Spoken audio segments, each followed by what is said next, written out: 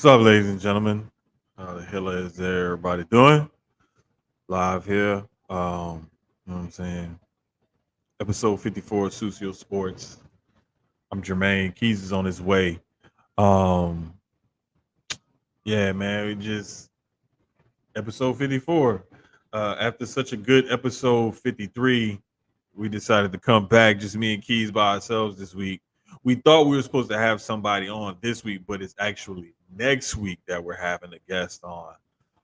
So next week we'll have a guest. But yeah, episode 54 of Sucio Sports presented by Inplay Dogs and Gel Blasters.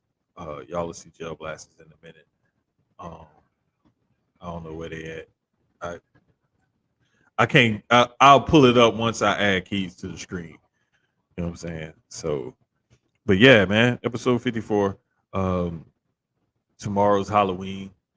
But real quick, I actually while I'm doing this, go ahead and share this one.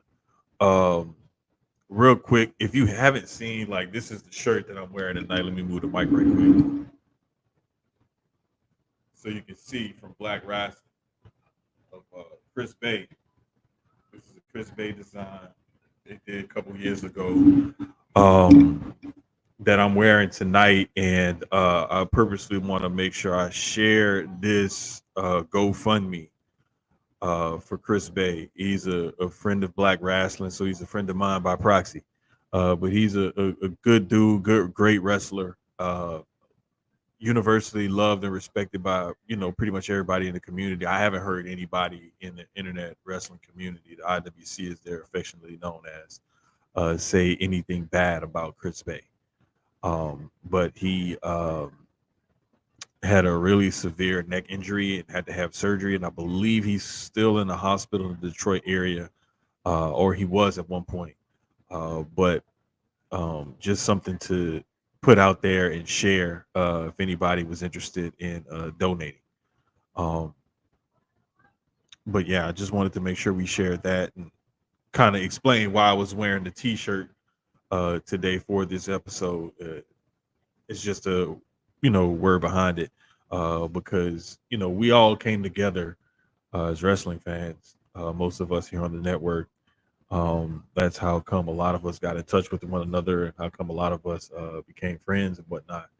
And so, anytime there's something or somebody in the community uh, that's a really good person, that's a quality person that you can say, yes, like, I know this guy is a good dude, and I don't have to worry about crazy stuff coming out about him, or nobody knows or does or says anything crazy about this person. So this isn't some sort of scam or something like that.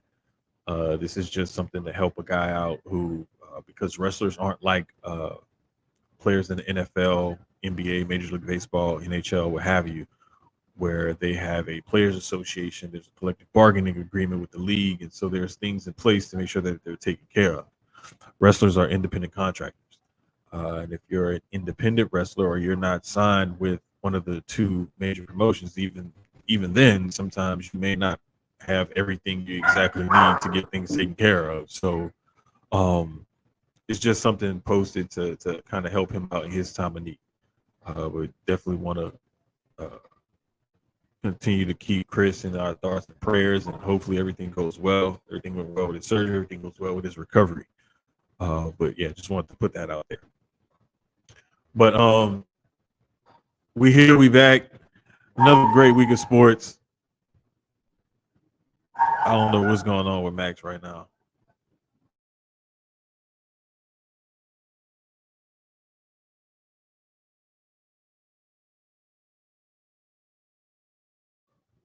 Like, this is legit the only time he's ever gotten angry like this, like at night, or if I'm in here podding or whatever. Like, he never gets mad. I don't know, some pissed him off outside. Anyway, um, the this past week has been kind of cool, kind of chill, not too bad. Um, there are some definitely some wrestling going on. Um, there's a lot of football to talk about, some basketball to talk about. Um, there's even, man, a little bit of baseball to discuss. Hey, he is. Yeah, man. I was showing him the Chris Bay shirt that I got from Black Wrestling a couple years ago, and put his GoFundMe. I shared that screen. Matter of fact, let me go ahead. I'm gonna put it in the comments for everybody. Hopefully, y'all see it on YouTube and Twitter. He did get hurt recently, didn't he? Yeah, I'll go ahead and put that on the comments right there for everybody. But yeah, it was a neck injury. He had surgery, was in the hospital. I'm not sure if he's still in the hospital in the Detroit area, but that's where the last time that I looked that he was. He was in the hospital. So okay. He got hurt during taping, right? Yeah. It wasn't during the pay-per-view. It was during one of the tapings that they were doing. So yeah, man, it was. I want to say it was in like a ladder match or something like that, or a ladder was involved. It was something crazy. But thank God that people have been sharing like Pray for Bay and the GoFundMe link and things like that, and they haven't been sharing like any videos of the actual injury or nothing like that. I at least I haven't seen people sharing videos of it, because it's one thing, man, when you have a crazy injury like that. It's something totally different when people just start sharing the video of it and they keep sharing the video of it, and then they won't like leave it alone or nothing like that. Like at some point, it's just like, come on, man, like really, guys, like you have to keep, showing the video over and over. But nah, like it's just, man, injuries have bitten everybody across every sport. Shit, even in the World Series, we got Shohei with the popped his shoulder out of place or whatever. So it's been wild. I mean, like in football, we've seen where we've had guys before and during the season be out for the season or miss significant time, what have you. So injuries have just played a major part across the landscape in like every sport. I believe it was yesterday was one of those days where we had a game from one of every four major sport being played. Mm-hmm. No. Monday. It was Monday. I'm sorry, Monday. Because we had Monday Night Football, of course. There was hockey on. Baseball and basketball. The World Series and NBA season has started. So we had like one of every of the four major sports, like all on one night. It was kind of cool because like I had found these new seasonings and stuff through our homegirl Mika and one from my cousin. And I decided, well, let's do steaks again. Since we did steaks first time, it was like, yeah, let's do it again. Okay, screw. We did steaks again Monday night, and we sitting here. We got both of the TVs on, and I was like, well, wrestling on right now, so I'm gonna watch wrestling. And I think I had the Monday Night Football games, and I was like, well, wait, it's all these basketball games on. So I was like, well, I'll watch wrestling later. So then we put the Monday Night Football game on TV Junior, and had the basketball games on Big TV. And then once Monday Night Football went off, I was like, well, shit, we still got basketball on. So it was like me and the kids sat here like for a few hours and was just like captivated by all the sports that was on. That was Saturday, Sunday when we watching college football, and then the NFL is dope. But then like Monday night was cool because we had like everything on. So yeah, it was a lot going on. It was a great night though. It really was, man. It really was. It was dope. I really enjoyed. I've really been enjoying like trying to, like how we talked about being intentional, like watching certain things. Like I said, I'm going to be intentional about paying more attention to the NBA this season, like paying closer attention, because the last couple of years we've even talked about it. The women's game has had our attention more than the men's game, way college more and pro. Ooh, So I said I'm gonna be more intentional about paying more attention to the men's game, and so far I have. Um,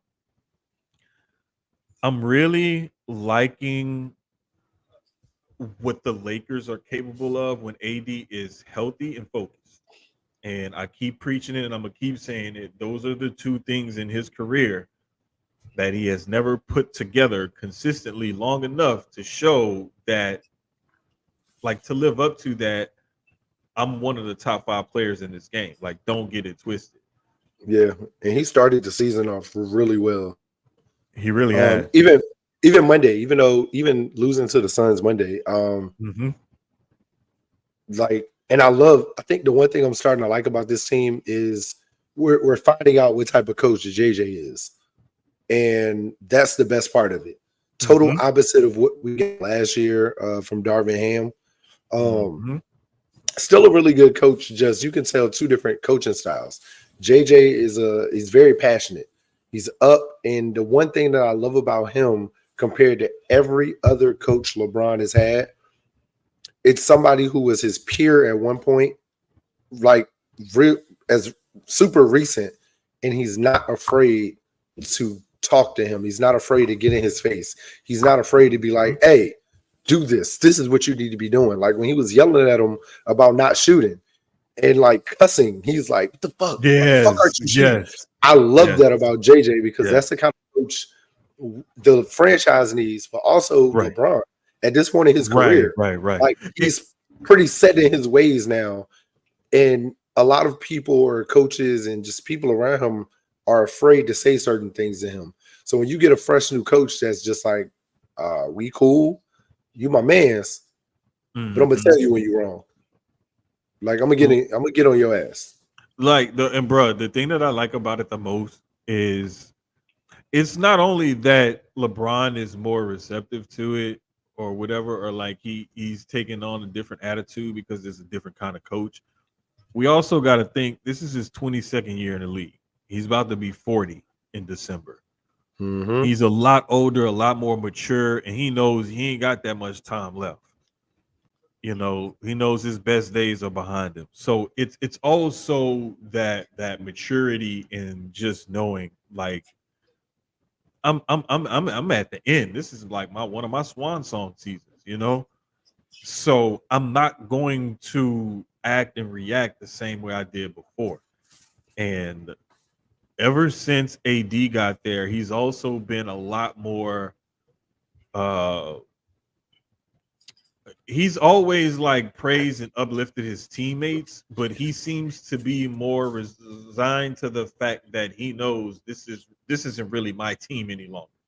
As much as it may be like my team, as I'm the leader or the captain or what have you, as far as leadership is concerned, I know when we step on this 94 by 53 or whatever, that dude right there, the one with the unibrow, I'm Batman. He Rob. I'm Robin. He Batman. Like he knows. The crazy thing is, I think a lot of times, even now, the team looks better. Even last season, I noticed it. Team looks a lot better when it's just AD and them compared to AD and LeBron, or even LeBron in the team. Oh yeah, bro. Like the thing that I think that I love the most about how all of this is working out is that the other thing is that people thought that OKC was going to fall off. And they also thought like the Lakers weren't going to be that good. Like they're just going to be, it's going to be another sorry Lakers team or whatever. There's a lot of teams that people thought were going to fall off or that weren't going to be that good. And they are. OKC being one, Lakers being another. I look over in the Eastern Conference. I'm kind of shocked that the Cavs are still undefeated at 5-0 as of right now. Why are you shocked? I just honestly I didn't think that they could.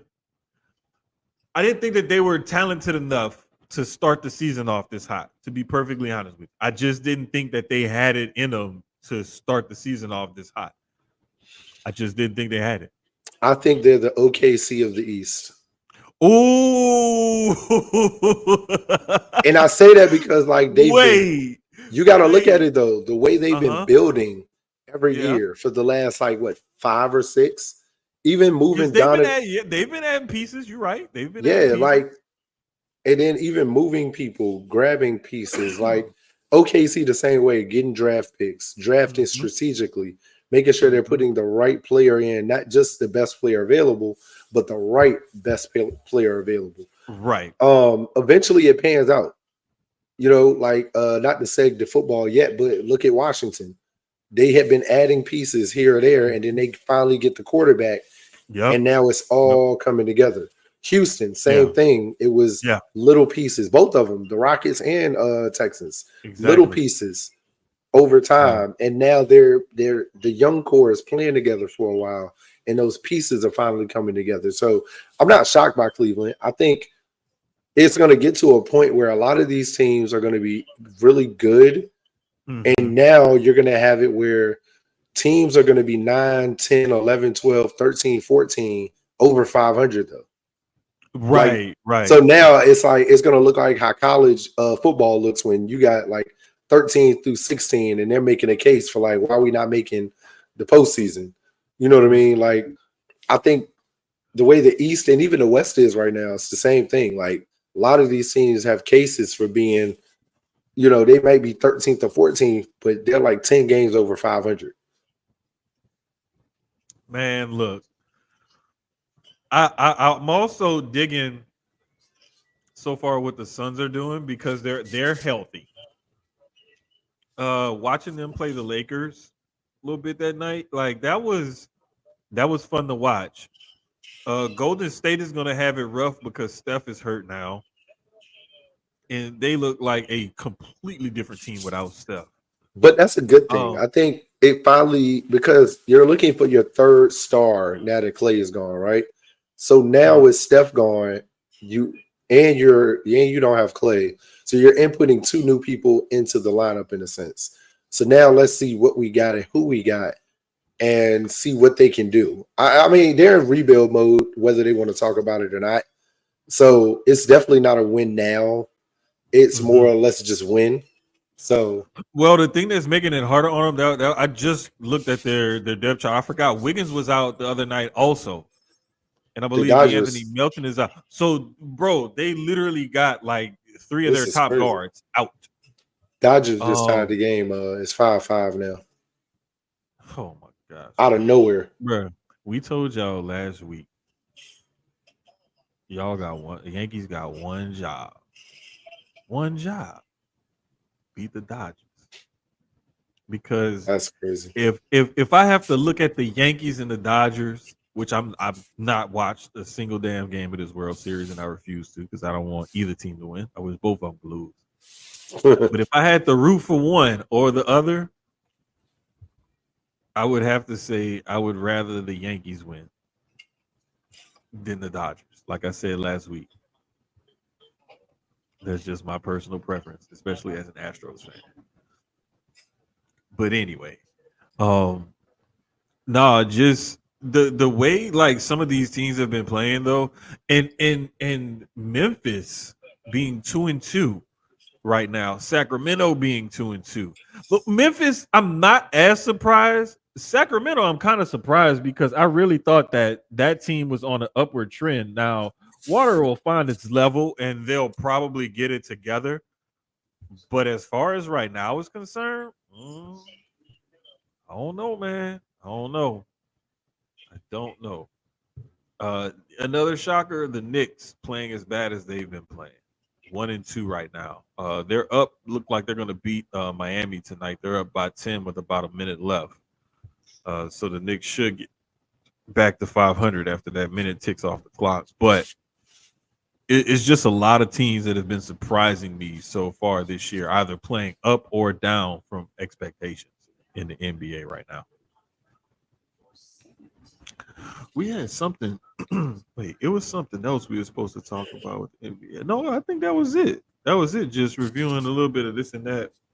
Uh, Not too much. I mean, you know, season just started, so we ain't got too much going on yet. Nothing crazy. The injury that happened the other night. The Utah player that snapped his leg. Oh man, that was awful, bro. That was That was disgusting. awful. Yeah, man. I'm not even about to look it back up again, but yeah, Yeah, it's just, bro. That's like I was saying in part of the intro, man. Like just the way injuries have been going crazy across every single sport.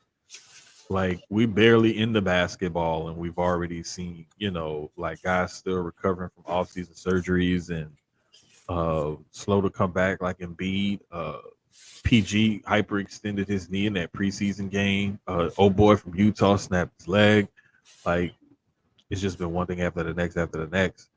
Um, we had the just all the different injuries in the NFL. Uh, Stephon Diggs just went down for the Texans this past week. A non-contact injury, just like a plant cut, boom, ACL gone. Similar to a couple weeks before when we talked about Deshaun Watson's that Achilles tear. He took a high took the snap and just planted to go forward. Just planted his foot to go forward on a quarterback draw play. Achilles just gone. And so I don't know, bro. It's been wild. It's been crazy. But um segue into football while we talking about injuries and stuff.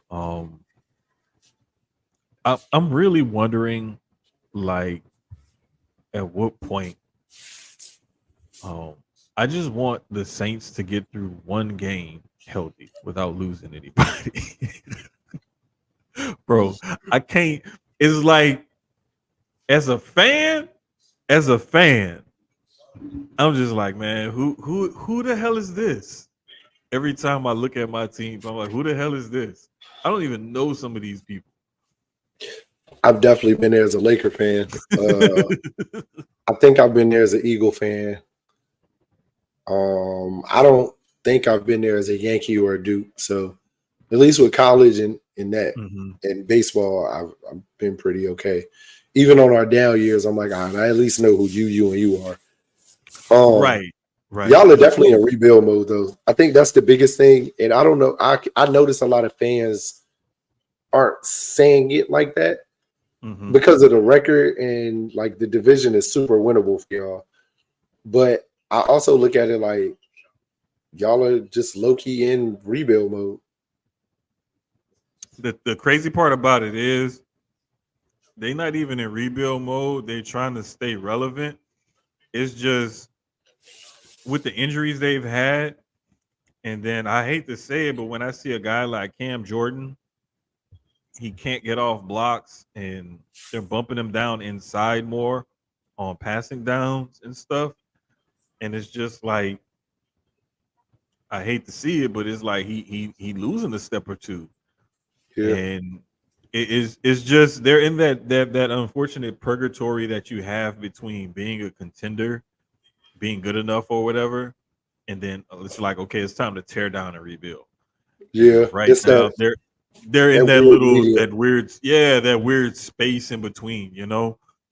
Because like you It, said, the it division, at least the division, super winnable. Because even though I think it's more Atlanta's to lose than anybody's. yeah, Also the definitely. Bucks, but the Bucks are kind of with the injuries they've had. Also the Mike Evans, um, Hmm. key injury Hmm. to that passing game. Now you're relying heavy on your tight end Cotton and then your running game. So after a while, people are going to notice that and they're going to shut both down. And then after that, who do we get the ball to? So Exactly. And the thing is, right now Atlanta's 4-0 in the division. So they mhm. pretty much got it wrapped up where the Saints and the Bucks are both 1-2 in the division. So when you look at Atlanta's already got a head start on everybody because they got 4 wins. They get one more division win. They got it locked up. Yeah, I'm All they about to got say to it's do is pretty just much make sure wrapped they up. don't lose too many games outside of the division. So it's like it's like you said, it's theirs to lose, but they're a beatable team to where that 2 game lead or whatever that they have over Tampa Bay is not insurmountable. because Mm-mm. there's still what 9 games left in the season. Yeah, Yeah. 9 games left in the season. So I mean, hey, there's still plenty of ground to make up for the rest of the teams in that division, except Carolina. Carolina ain't. Yeah, And to be honest with you, I don't think. I think that NFC South is really a 2-team race. It's the Falcons and the Bucks. The Saints really don't have a shot. The most wide open division, I will have to say, it has to be the NFC West. you think Got to be so? the NFC West, Yeah, because even Arizona could win that right now. The Rams bruh. still are there in a sense. Like the 49ers Cardinals, are not out. The Seahawks aren't out. nobody's out of that division. And the thing is, when the Rams got that win this past week, that helped keep them in it because they're 3-4, and everybody else is 4-4 in that division. That's why I say that is probably the most wide open division in football because literally every team right now still has a shot to win that division, not just compete for play, but win that division. Yeah. And none of those teams have looked like really terrible, and none of them have looked impressive. They've all been pretty much like their record says, mediocre to average. Um, I think the Bills have the easiest pathway to winning their division in football right now. They are currently the only team that are at or above 500 in their division. They're 6-2. Everybody else is 2-5 or 2-6. I pretty much can say, yeah, the Bills are going to win that division. I mean, yeah, because the Jets, we don't know what the fuck is going on. New England's still in rebuild, and we don't really know what tour we're going to get every week right now. So it's Right. literally the Bills to lose also. So they, Yeah. they should be able to just. I look at the AFC South the same way. I think the Texans clearly have it. But I think Indianapolis is going to look different now with Flacco. They're going to look better in a sense. Like, Yeah. Yeah. And that's the reason why they're making the change. It's not about uh Anthony Richardson pulling himself out because he said he's tired. It's more or less about like we feel like we have a better opportunity to win with this quarterback as opposed to this other quarterback. And there's nothing wrong with them making that change or nothing like that. He's a young kid, very impressionable. He has a lot to learn. He made a PR goof, but that doesn't mean that you're gonna take the reins from him because he had a PR goof and said something crazy. Like it was pretty bad, but I mean it wasn't as bad to say he loses his starting job. But when you look at that team, how they played under Flacco, and then you look at how the team performed under Richardson, it's pretty clear to see why they made that choice. Because if that team feels like they can actually make the playoffs, win this division, or what have you, then yeah, they're gonna do whatever it is they feel like they need to do in order to win. If they feel like they have a better shot at that with Flacco as opposed to Richardson, it says a lot more about the way they've built this team and how they develop Anthony Richardson than it does any of Richardson's comments.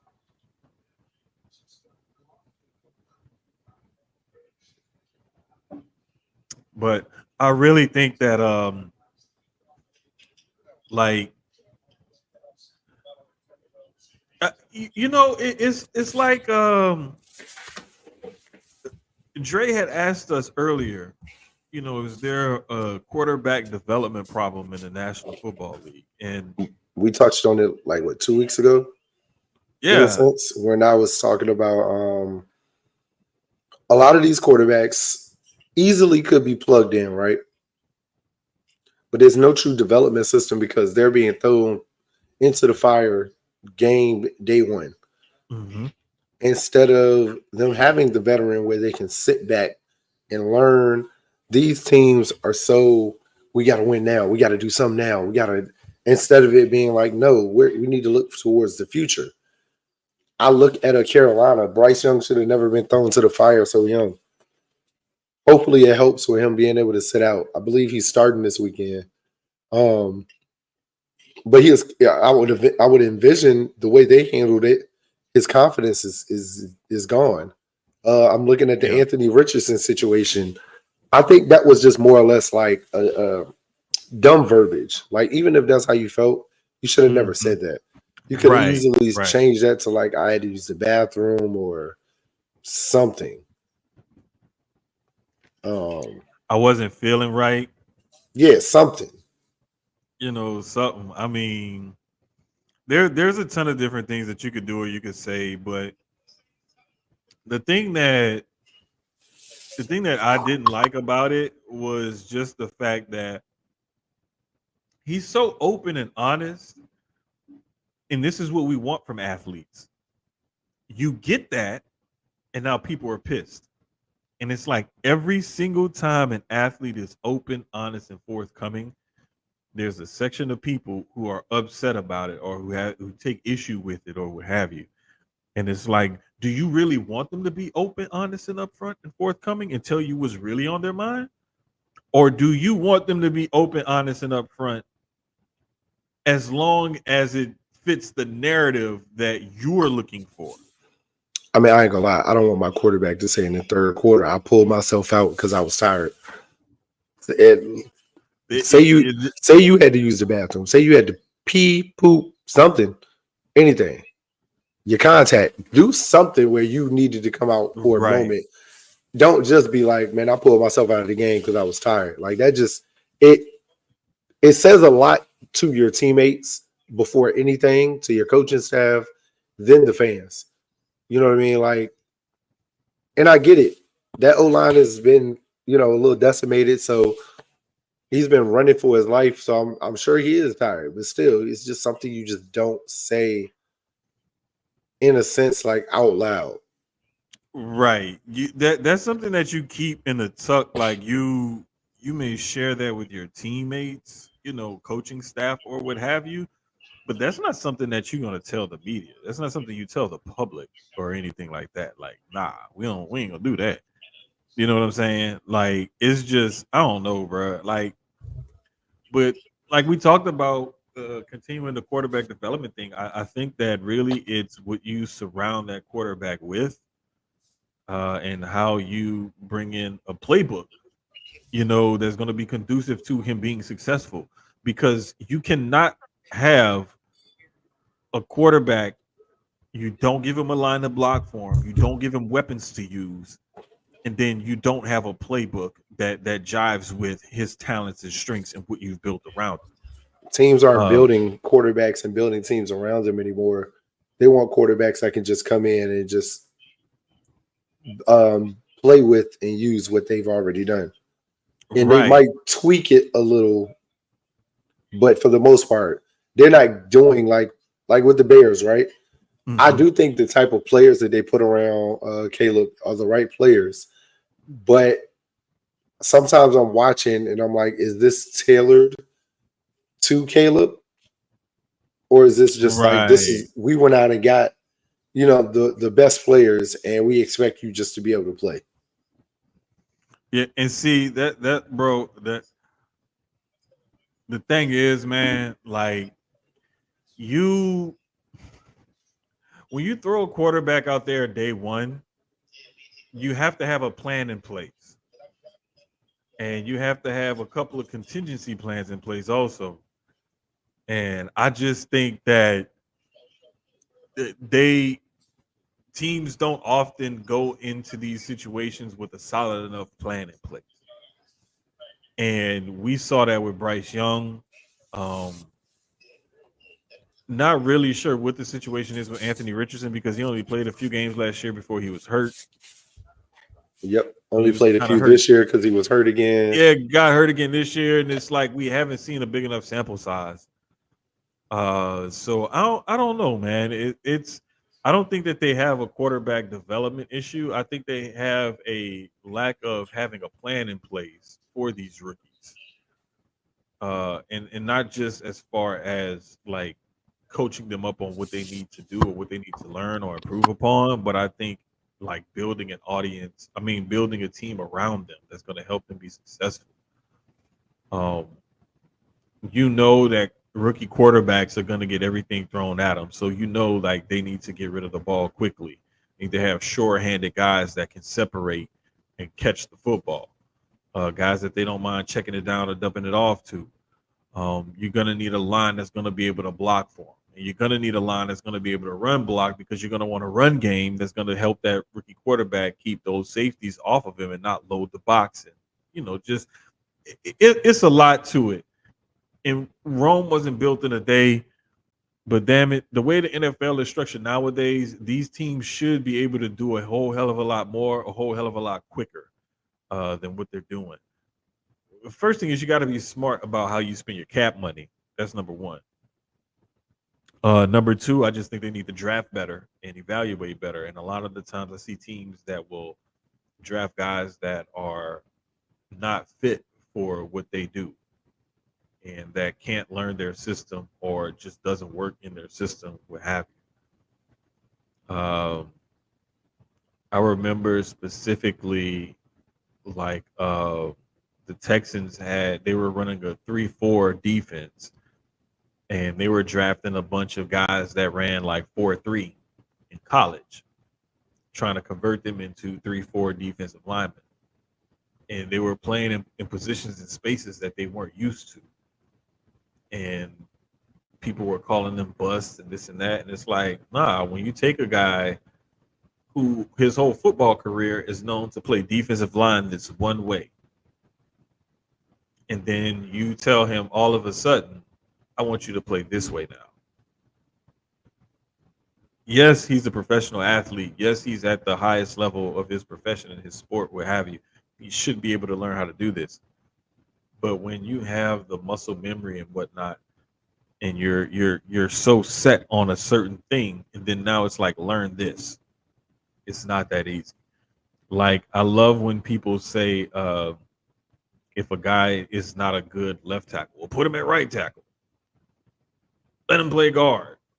It's like the whole mechanics and the way you move, operate, communicate is different when you're playing tackle than when you're playing guard. And it's different when you're playing on one side of the line as opposed to the other, because now you have to mirror the same moves and techniques, but on the opposite side of your body. So your kick slide is different as a left tackle than it is as a right tackle. The way you set up is different as a tackle than it is as a guard. The spacing and timing and everything is different. So it's not as easy as people think it is. People make it seem, or people want it to be. And the only reason why I'm speaking on from a position of knowledge on this is because I've talked to football players and coaches and different people and stuff like that have played the game at the highest and some of the lower levels. And for the most part, they all say like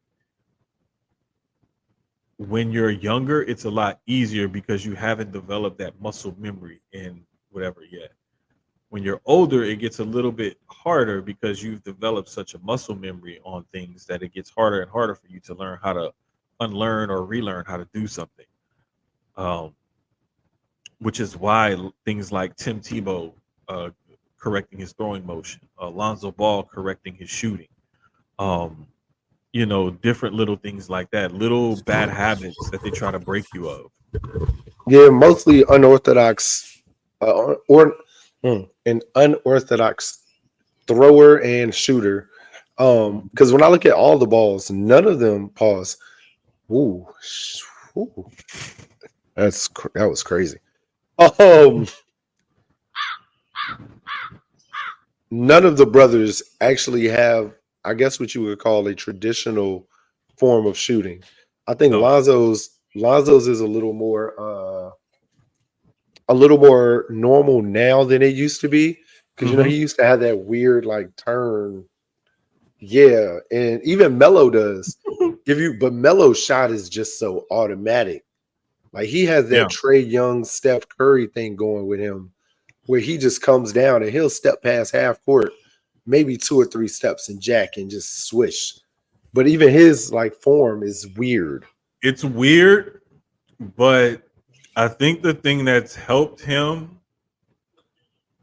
over Lonzo is his release angle is a lot higher because remember, Lonzo used to damn near shoot literally from the hip. Yeah. Melo kind of comes from the shoulder, like from kind of like chest shoulder area, kind of like here, Like and yeah, it's a weird thing, but it works. exactly it works. So who cares? Oh, I need to plug in my laptop. That's what that noise was. There we go. I thought I had charged it. I guess I did. There we go. Okay. Anyway, so nah, man, it's just those working on those little things is not as easy as people make it seem, and I think that people oftentimes will say they just do this or just do that, and it's like, nah, man, you saying just do this or just do that like it's something just like go pour me a glass of water. I can go pour you a glass of water. Okay, fine, no problem. Hey, go play left tackle after you've played right tackle your whole career. Or you went from guard, like what we just did with on the Eagles O line. You've been playing guard. Now we need you to be a center. Thank you. We That need you that to transition quarterbacking the offense in a sense. that transition is a little bit easier, but it's still difficult because sometimes as a center you may have a guy line up right over you. Sometimes he may be to your left or to your right. You don't know, and you always have to be prepared. Uh, the only thing is that you're still on the interior of the offensive line. That's the only similarity. So some of your motions and things like that and setups are similar. Excuse me, but that's really like the only like similarity there. I think there's still a ton of differences and whatnot. I keep forgetting that. I thought I showed this on the screen earlier. I guess I've been sitting here the whole time and thought I had pinned it or something, but there's the GoFundMe for Chris Bay from earlier that I talked about that I thought I had showed on the screen, but I guess I hadn't. Anyway, but no, like that transition though is gonna always be a little bit difficult because you're going from one stance to another, even though you're still on the interior. But like you said, you're basically calling out some of the protections and what you see pre-snap and whatnot, and helping the quarterback identify some things, and calling out different shifts and stuff to your fellow linemen and whatnot. Like there's a lot of responsibility in going from guard to center that you take on mentally. We're not even talking about the physical part of it yet. We're just talking about the mental aspect of going from guard to center. So that's one of the things that I'm really like I'm really impressed with guys who can switch positions on the offensive line and do so successfully. Um, the Steelers are keeping it going after the switch from Fields to Russ. Number one, I have two questions. Number one, are you surprised? Number two, who do you think stays there beyond this season? Russ or Fields?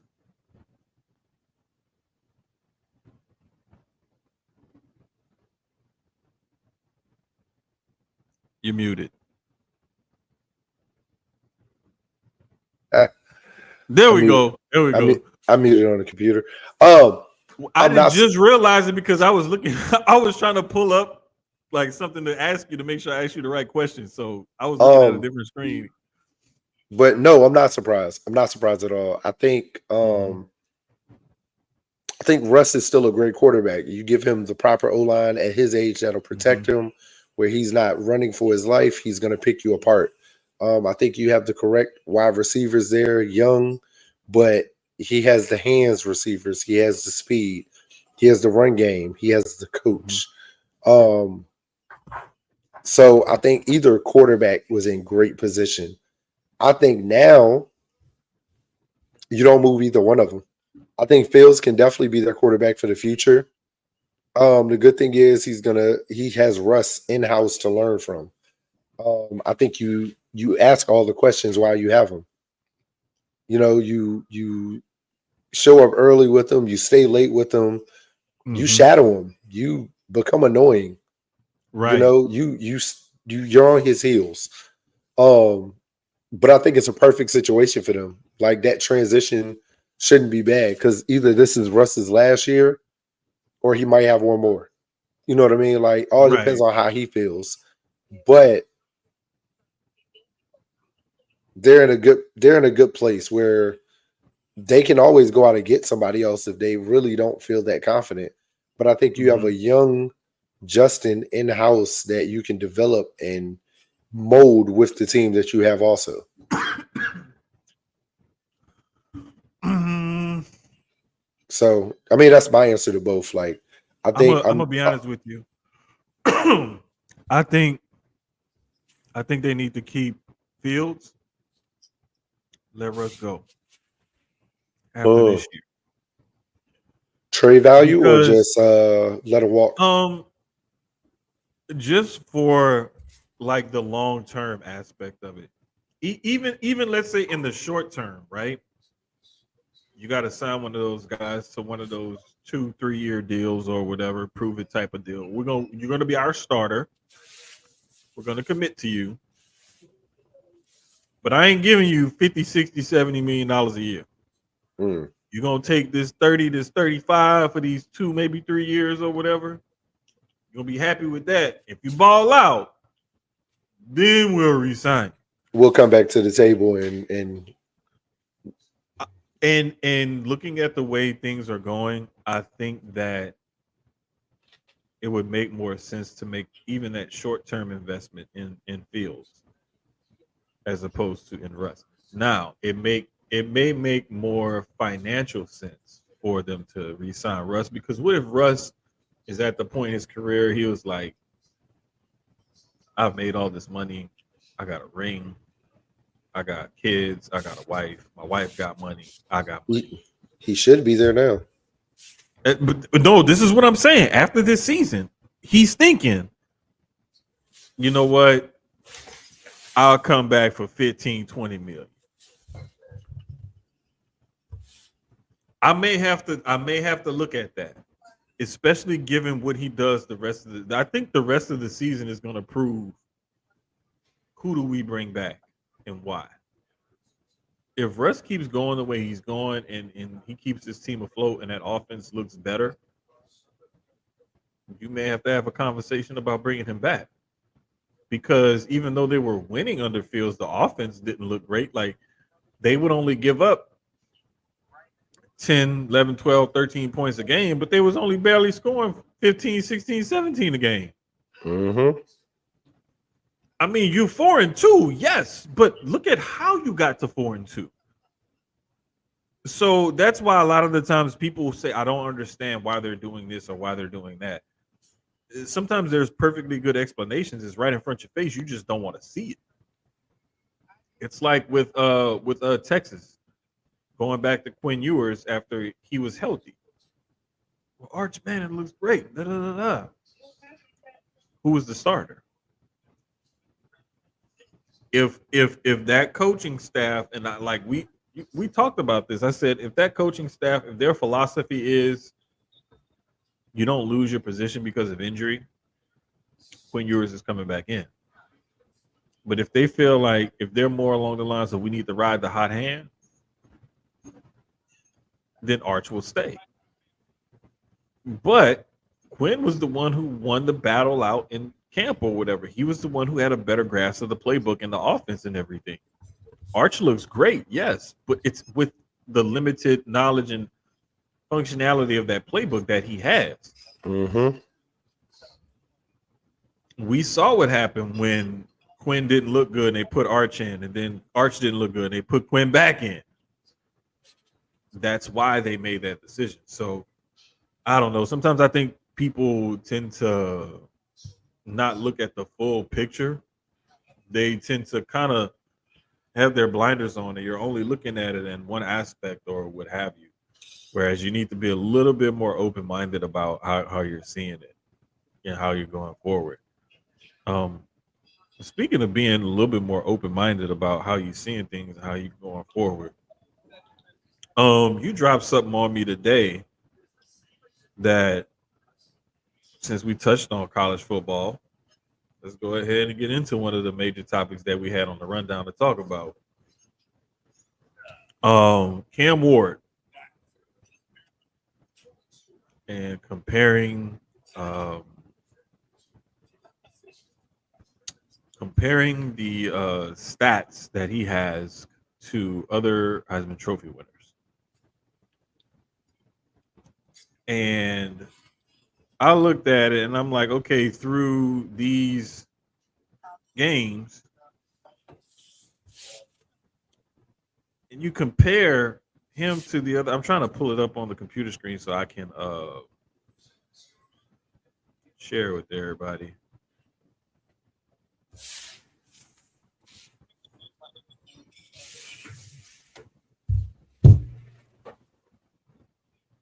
Okay, here we go.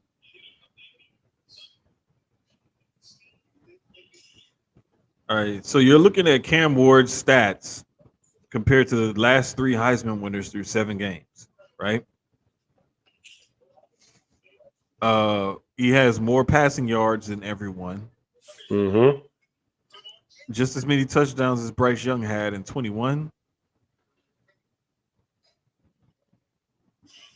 Yeah, it looks like as many 20 And plus he yard has completions as Jaden, two more than Jaden. Yeah, 2 more 20-yard plus completions than Jaden Daniels had last year.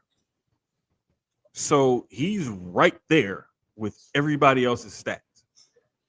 The statistics all look the same or better than everybody else. My only thing is, and this is like you and I had talked about with Miami a couple weeks ago or whatever, it's they haven't beaten anybody. Now, as far as when it comes to the rankings and whatnot, they have moved up a spot in the rankings because they were 6th and they're now 5th. About time. They're now 5th. So you can see it right there. They're 5th now, as opposed to being 6th. But like I said, in the Heisman Trophy race, it's about who's the best player, right? It's who the media and all those Heisman Trophy voters, who they think is the best player. When it comes to the betting odds, I believe Ashton Genty is still the leader in the clubhouse by a country mile. Rightfully so. And he should be. He should be. Let's see. Here we go.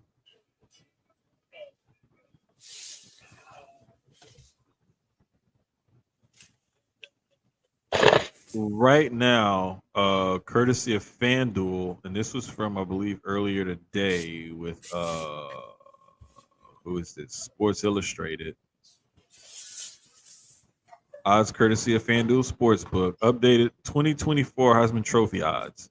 Travis Hunter is now your favorite. Oh wow. According to FanDuel. Plus 200. Dylan Gabriel plus 250. Cam Ward at plus 300. Ashton Genty from Boise State, the running back, at plus 450. Those 4 guys are typically your top 4 on everybody's list in some way, shape, or form, here, there, or somewhere else, right?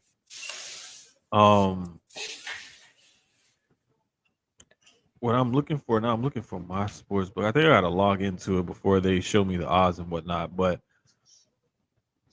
the last time I looked on my sports book, they had Ashton Genty was, I want to say, like plus 175 or so as the Heisman Trophy favorite. So a lot of people have it. Here we go. A lot of people have it pegged differently.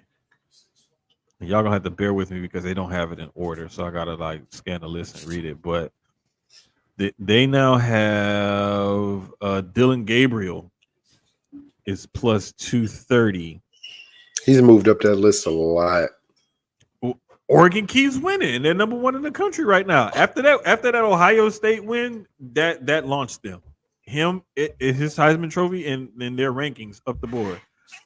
Travis Hunter is plus 250. Cam Ward is plus 300. Ashton Genty is plus 400. So everybody's pretty much got it the same this week. But I know like last week before last, it was a little bit different. You had a little bit of motion there, but now it's everybody's starting to settle in, on that order pretty much where it's Gabriel and Hunter 1 and 2, and then Ward 3, Genty 4. Which is crazy. Because I still think, and I get Dylan Gabriel being where he is. I think him, Genty, Cam, Travis. That Travis went so hard, man, because playing both sides of the ball, playing both sides at a high level. Super tough. You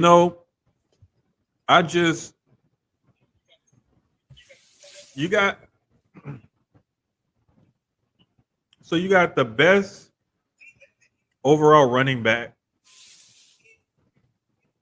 in college football that most people have seen since God knows when.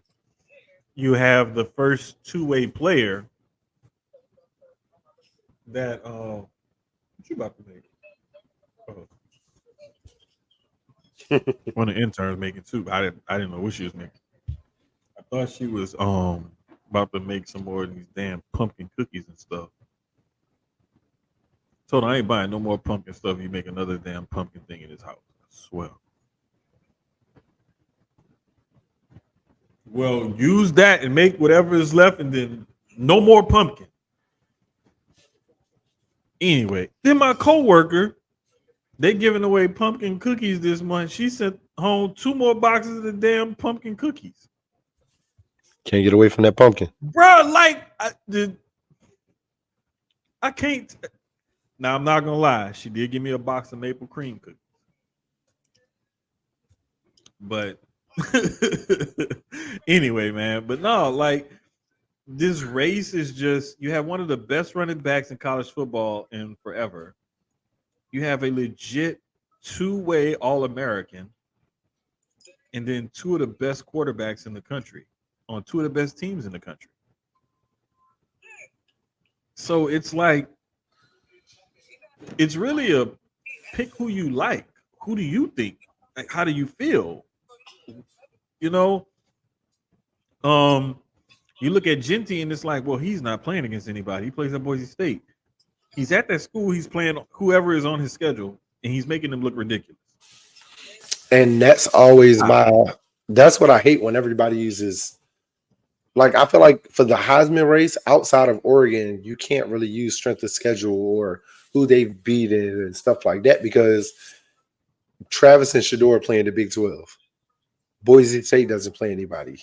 Miami really hasn't played any top contenders this year. None at all, actually. So it's like we can't use that this year. What's next? What's after that? Do we use? Right. Because I feel like if you use it, Dylan Gabriel's the only one that's going to apply to, and then he's the clear Heisman winner if that's what you're using. I think it's more. It has to be more of a. You got to factor a bunch of different things in. Competition, yes. Who they play, who they beat, how they perform in big games, yes. Factor all that in. Also factor in the impact that they had on their team winning. Did they play any contributions in their team losing, or having a pull out a tough win, what have you? There's a bunch of different things, and also statistically, how did they stack up with the rest of the country? Things like that, you want to look into it and you want to factor all of it in. And too often, I think that when there are these decisions that are made, people put too much weight on one thing or the other, and they don't focus in on some of the key things that people tend to miss out on when you just say, "Oh well, Genty ran for 2,000 yards, give it to him." Well, Travis plays both sides of the ball, we'll give it to him. Well, Dylan Gabriel is the quarterback of the number 1 team in the country, give it to him. Well, look what Cam Ward did with this Miami team and where they were before. Look where he brought them now. Give it. You can find a reason to give it to any one of these 4 guys. The biggest thing that is going to boil down to is, what do the voters think? How are they feeling about the way these guys are performing? Another thing that's kind of it can be a telltale sign in the Heisman voting is when the ballots are turned in, because you can turn in your ballots. I can't remember. There's an early period where you can start turning in your ballot early. If a lot of those ballots go in early and you see a certain percentage of those ballots going at a certain time, and you see a certain player has, kind of locked it up, quote unquote, that guy's probably going to win the Heisman. Yeah. If you see a lot of ballots come in late in the process, it's a toss-up and you really don't know. And that's kind of how I've been looking at it the last however many years, is seeing when the ballots come in, who ends up winning, and then how many ballots come in late. But yeah, that was something that I definitely wanted to touch on today. I think last year was pretty close. It was. Like Jaden winning was dope, but I think it was a very close race. Like when it came down to it, a lot of good teams were winning, breaking records, stats. So it was definitely a toss-up last year. I think this year is another year where it's a complete toss-up. So wait, what? Man, shut up. Ain't nobody listening to you talking about they should just give it to Ryan Williams. Get out of here. Fake ass Alabama fan. Bruh, let me tell you, she's saying that. Maddie's saying that, right? mm-hmm. Guess what shirt she got on?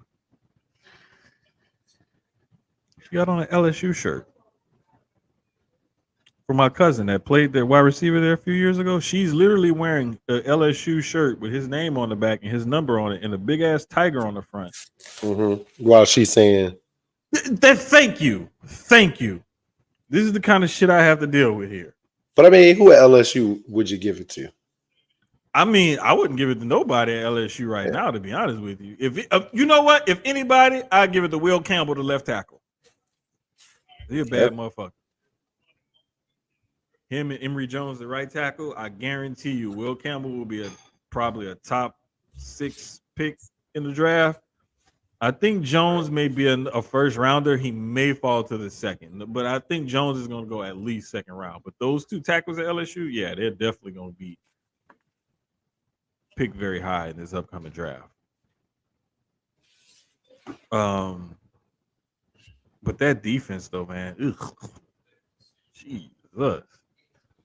Like, they're as good as their offense has been the last couple of years. Their defense has been that bad. This year, I can say I'll put part of the well, last year too, they started off the season with some injuries too, but this season they losing Harold Perkins Jr., probably one of the best defenders in the country. A couple games into the season did not help. But even with Harold Perkins Jr. playing right now, I don't think that this team would look that much better defensively than what they look right now. They just look terrible. They may be terrible, but they're not 1-7 Florida State terrible, damn it. I'm sorry. Florida State is ass this year, yo. That's so I don't even know if I would want to come in and coach them right now. You're like, God, that turnaround and trying to fix what's wrong is just fuck. Bruh. I don't even, and I keep seeing everybody talk about Dion being the one to come in, and I'm like, I don't even know if I would want him to come in, because it's like, on one hand, you're turning around, you look like a savior. You look like a saint. Mhm. On the Mhm. other side, you don't. You don't. It can hurt more than help. Definitely. I also think just going back to Jimbo Fisher leaving there all them years ago for A&M, and Jimbo had an issue with them putting more money into the facilities and things like that. So I'm just saying, bro, like if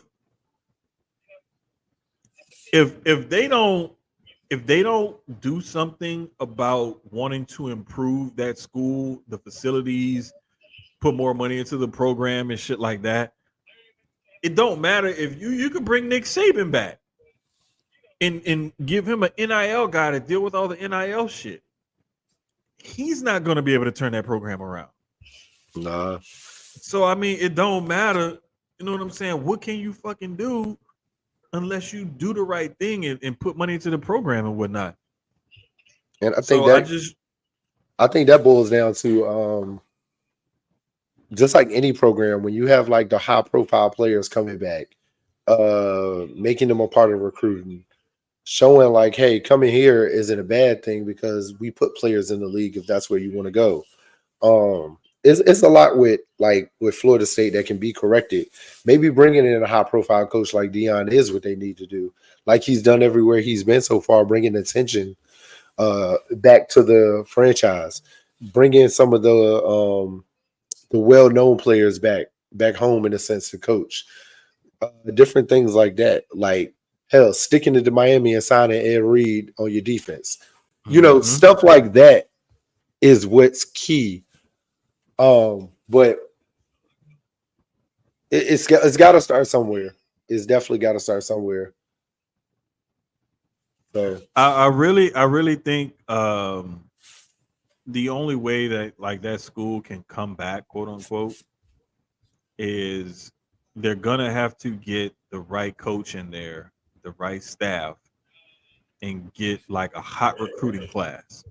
Because uh-huh. what if you notice these kids will recruit other kids, and if you get the right group of kids in there, or to sign on the dotted line, or to say, "Hey, I'm going to come play," they're going to recruit other kids, and they're going to bring other guys with them. Exactly. So I really think that it's just a matter of getting the right coach and the right couple of players in there, and it's going to start to turn around for that program. Um, one other thing I wanted to make sure we touched on, was watching some of the UFC fights this weekend, right? Ah man, I missed all of that. I saw like some of the highlights because like I had it on TV Junior and then I cut it off because I had to go do something and then came back and forgot because it was another one of the early afternoon pay-per-views, which we got another one coming up with WWE on Saturday, I think it is. Yeah, Saturday. Yeah. So I kind of forgot about it, and then I was looking at some of the highlights and the replays, and what up, Dre? Um, Cosmet Dre. Schiamel had Robert Whitaker in like a rear naked choke, right? Uh Whitaker is doing the right thing, playing the perfect defense, tucking his chin, right? Cosmet squeezed his chin so hard he broke his jaw in the front where the tooth plate is, to the point where Robert Whitaker's front teeth at the bottom were like back where his tongue was supposed to be at. Like Jesus. he squeezed him that hard to where it broke this front plate of his teeth and it pushed it back in his mouth. Jesus. I'm not gonna put the picture up on the on the Summer Jam screen as much as I would love to, but if you're a wrestling fan and you remember that video shot of Mick Foley with the tooth hanging out of his nose and stuff and it coming through his lip and all of that, think of that, but worse. and the tooth didn't even come out. It stayed in the mouth. Like it was bad, bro. Like he like as soon as he felt that pressure, he tapped. But by then it was too late because he had already like cranked it, and that again, going back to the theme of the show, talking about injuries and stuff. That was one of the craziest ones I've seen in boxing and MMA. Uh, between I can't remember the girl's name. It was last year or earlier this year sometime where she had the huge like big like the knot. head. Yes, bruh. And she looked like three different people when she walked into the octagon halfway through the fight. Then at the end of the fight, she looked like three different people. Got her. That was one of the worst. But yeah, that was crazy. But you got an update on the Yankees Dodgers before we wrap this up? 6-5 right now. Yankees are up. Freeman just was walked. So Freeman on first. 6-5 Yankees as of right now. It is the top of the seventh. I think it is. Hematoma. Thank you, Drake, because I couldn't think of the name of it for nothing. Yeah, just like ramen. Yeah. When Crockman, wait, was that in the rematch with Lennox Lewis, or what fight was that? Because I remember when he had his 6-5, bottom of the seventh. Yankees up, 2 outs. Mookie's on deck. It was at plate. And Freeman is on first with 2 outs. Yeah, that's what Keyz just said. She can't hear you, and she's trying to give me an update.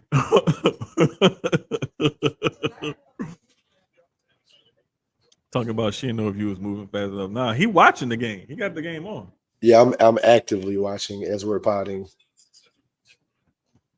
Hey, you know what? If you add that chicken I made to that would be good. No, with the broccoli. Yeah. Anyway, man, me and her be arguing about food and stuff for the longest. But no, like, bro, like, when it comes to like figuring out what we gonna eat, what I'm gonna cook or whatever, I'll give them 2 or 3 different options. They'll pick 2 different things. Then I'll be like, you know what? I feel like cooking this. But man, if we talk about going somewhere to eat, picking up food, man, forget about it. That's a 30-minute discussion right there, just to agree on something. Anyway, we're gonna wrap this up because we're trying to keep it light and simple this week. Very quick week. Not a lot going on, so we don't want to take up too much of you guys' time this week because we know there are going to be weeks coming up that y'all going to hate us for like 3 hours because it's going to be a lot of sports and a lot to talk about. So I've been in my Nipsey all day. Figured I can continue it was one of them weeks where we really could have got into it and went longer, but it was just like, nah, let's chill. Keep it chill this week because next week we're gonna have a special guest on that we've been trying to get on the network for the longest. I know, right? And we finally got it. And if you know me and Keyz, like, you know, we girl dads and we support women's sports and whatnot. Shit, look, last week we just had Holly on to speak her piece. Like we tell y'all, we're gonna give y'all both sides of it. Both sides of it.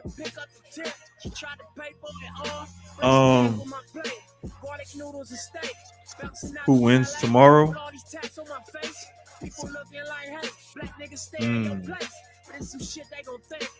Who play tomorrow? The Texans and the Jets. Oh, Texans. Only reason why I say Texans gonna win is because Aaron Rodgers can't move. That O-line is bad, and the Texans have a good pass rush.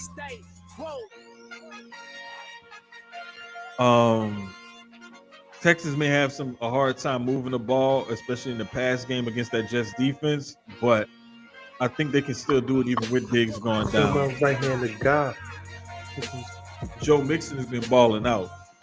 So, yeah, they got injuries on both sides, true indeed, but I just think that the Texans have a better shot at beating the Jets than the Jets have a chance at beating the Texans.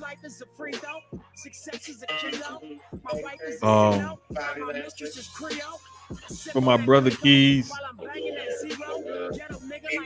for Inplay Dogs, for Gel Blasters, for the whole CDB crew. This has been episode 54, I'm sorry. 54 of CCO Sports.